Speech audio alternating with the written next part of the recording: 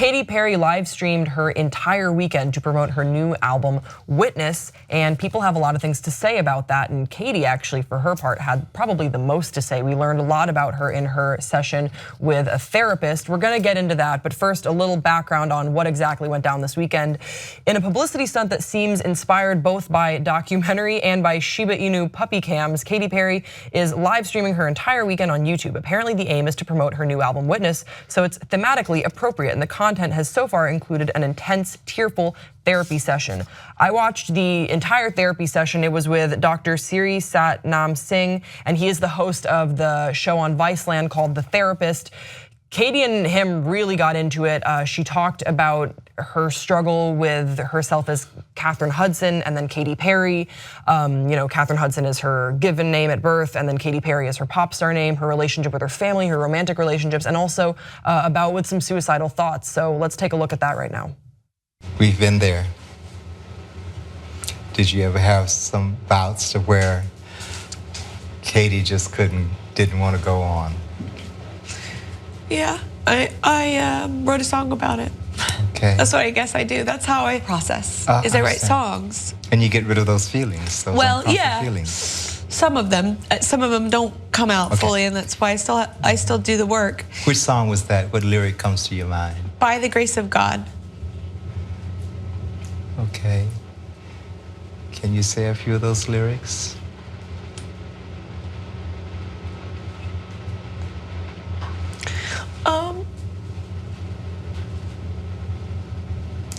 They're very close to you.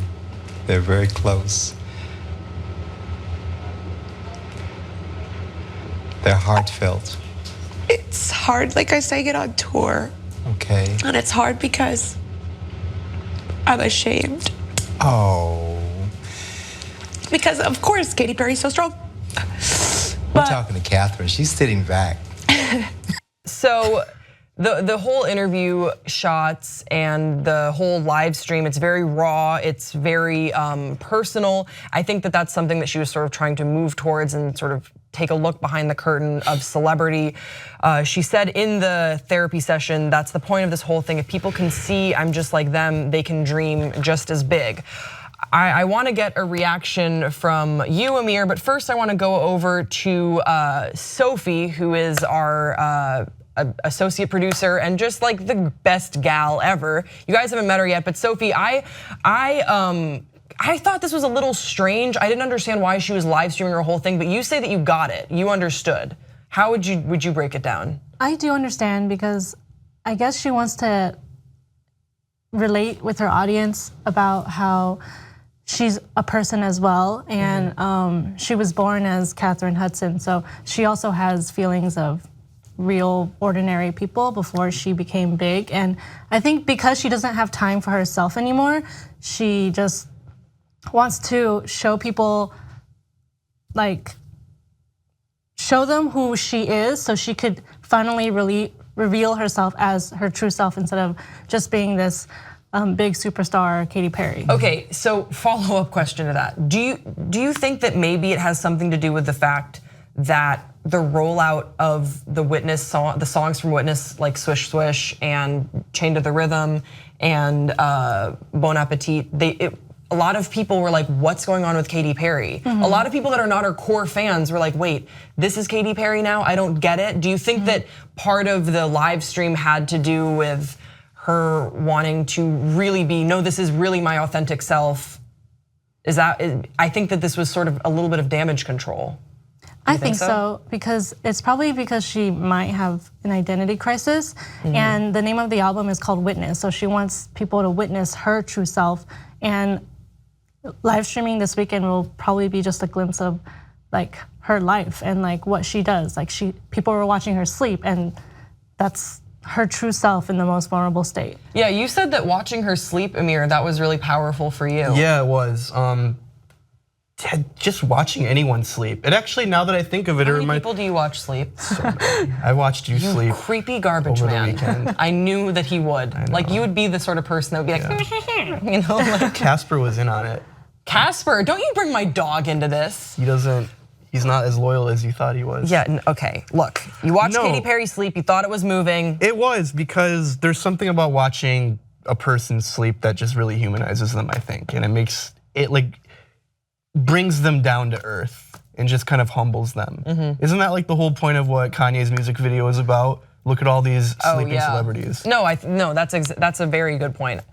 But like, look, in the scope, I'm gonna bring it here, in the scope of the Taylor Swift and Katy Perry beef, I'm sorry, you have to though.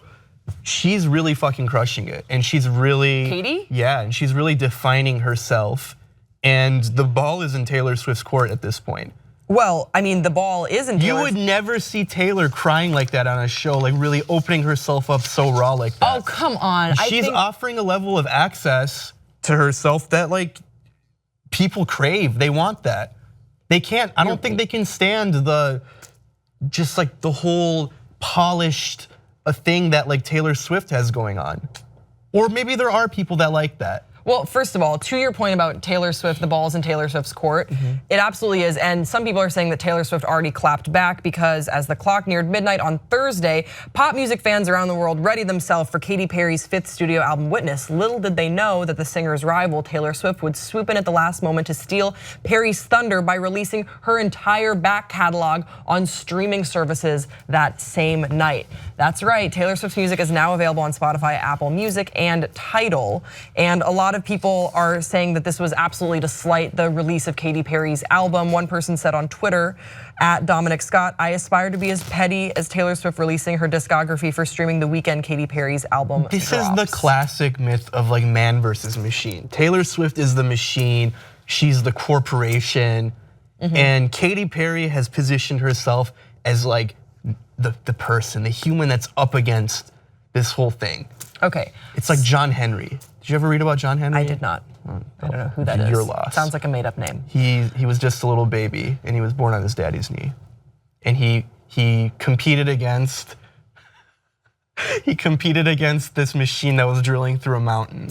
And they bet him that he couldn't drill through by himself. So he went up against the mountain and he won, but then he died right after. That is, spoiler alert. Honestly, that is just like Katy Perry streaming her entire weekend. She's trying to dig through this mountain like that by herself. This is where I land on this. I have this cynicism about the entertainment industry and the music industry in general, that all of it is very manufactured to sell well, to please that core fan base, but also to win over those not so core fans, those sort of fringe fans, people that like the song when it comes on the radio to buy tickets for the tour.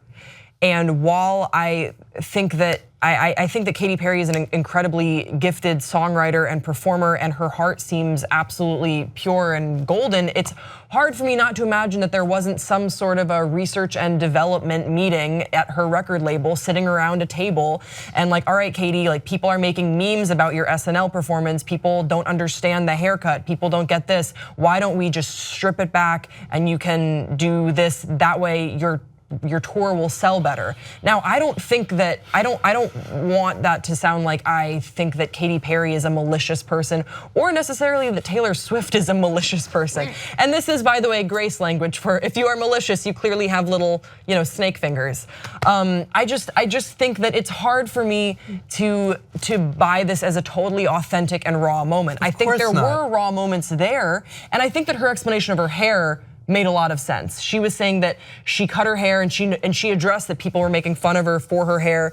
And she said that a big reason why she did it was because she was so sick of looking in the mirror as Katherine Hudson, who she sees herself as. That's how she was raised, Katherine Hudson.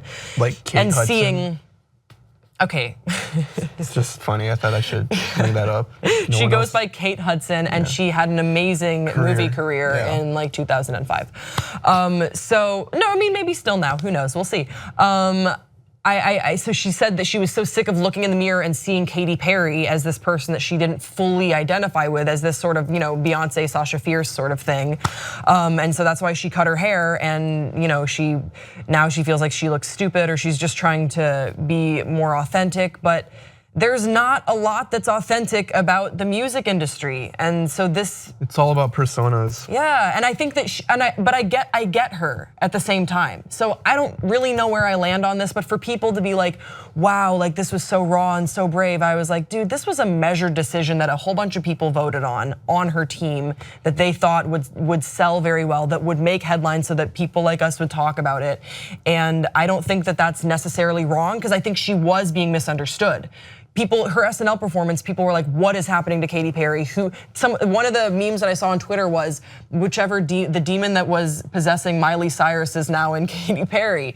And that's funny, but also that must have really sucked for her, because she puts out this amazing body of work. She writes a lot of her own songs. She's a very gifted performer and entertainer. And then you have people just panning her left and right. And so I think that this was a moment of calculation, but also now we get it. Now we understand where she's coming from. I could honestly talk about this all day. I can tell. Because there's something weird about the music industry. You write a song and it comes from like the deepest part of you. It comes from your gut. And then when you're in that top 40 bracket, when you're one of the in the beginning, that's how it's like. Then it's like you run out of ideas because you're living in a mansion and flying on private planes. It's like, what do you keep writing about? So you hire people to write for you. Katy Perry has this song that I saw her play acoustically on YouTube, but it was before she had really broke out. I think she was doing the Warped Tour still at that time, and it's called Thinking of You, that song. I had to hum it to remember what it was. It's called Thinking of You, and I saw her play, and she just said that she really liked the way that the chords sound, and then she wrote this beautiful and evocative song. And then you watch Swish Swish, which is such a petty dig at Taylor Swift. And it's like, that's kind of, I sort of feel like that's where the music industry goes. That's where it takes you. Yeah. Is that you start with this raw, like, emotion, this coal, and then it becomes so polished into a diamond that it's hard to relate to anymore. I don't have beef with Taylor Swift. I don't relate to that song at all. I guess it's cool. I mean, it's the song Truffle Butter, but with Katy Perry on it, so cool. All right, guys, I obviously want to talk about this with you in the comments section below, because I have a lot of thoughts. What did you think about meeting Sophie? Because we've talked about Sophie before. Share nice words about Sophie, because she's awesome and she helps us out so much here. What do you think about Katy Perry's live stream? Are you a Katy Perry fan? Did she win you over? Do you not like it at all? Let's talk it all out respectfully, of course. Don't forget to subscribe to this channel, and we will see you next time on Pop Trigger.